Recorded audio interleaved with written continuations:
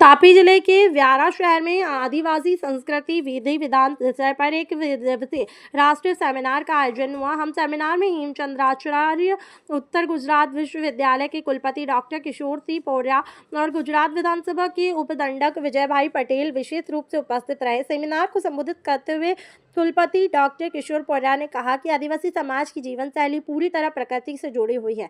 आदिवासी परंपरा में विज्ञान, पर्यावरण संरक्षण के गहरे महत्वपूर्ण पहलू समाहित हैं और उन्होंने यह भी कहा कि सेमिनार के माध्यम से नई पीढ़ी में आदिवासी संस्कृति के प्रति जागरूकता बढ़ेगी और वैज्ञानिक दृष्टिकोण का विकास होगा। साथ ही आदिवासी बाग, संगीत और नृत्य चित्रकला अत्यंत अनोखी है। विशेष रूप से वारली चित्रकला गणित और ज्यामिति की प्राचीन समझ का उत्कृष्ट उदाहरण है, जिससे प्रकृति के प्रति सम्मान स्पष्ट रूप से दिखाई दे। सरकारे पण हवे पछी लगभग प्रचार प्रसारना माध्यमथी आगळ लावવાનો प्रयत्न कर्यो छे।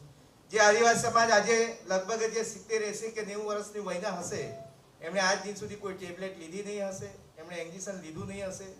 એક આ આદિવાસી સમાજની નીતિ રીતિના કારણે આ 80 90 વર્ષના જે ઉંમરના જે લોકો છે એઓ આજ દિન સુધી દવા લીધી નથી। મિલેટ્સની ભારતીય સંસ્કૃતિ એ પરંપરાગત સંસ્કૃતિ છે અને એ સંસ્કૃતિ માટેના જો શ્રેષ્ઠ ઉદાહરણ હોય અત્યારે કે આજે હાફ પેન્ટ પહેરીને શહેરમાં રખડતો છોકરો છે, એની સાથે અહીંયા ધોતી પહેરીને અધ્યાપક બેસી શકે છે। એક અધ્યાપક તરીકે આદિવાસી સમાજનું જે પ્રતિબિંબ અહીંયા રજૂ કરી શકે છે એ યુવાનોએ સ્વીકારવા જેવું છે। બધા જ લોકોને સ્વાભિમાન હોવો જોઈએ, કારણ કે આપણો જે વારસો છે ને એ ખૂબ મોટો વારસો છે, ખૂબ મોટો ઇતિહાસ છે।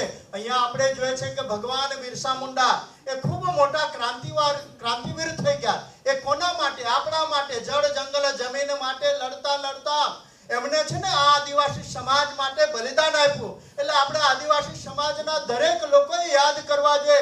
બિરસા મુંડા ભગવાનને યાદ કરવા જોઈએ, રાણી દુર્ગાવતીને યાદ કરવા જોઈએ, તાત્યા ભીલને યાદ કરવા જોઈએ।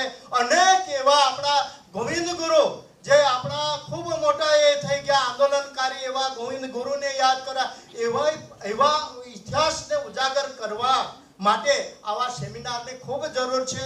ખરેખર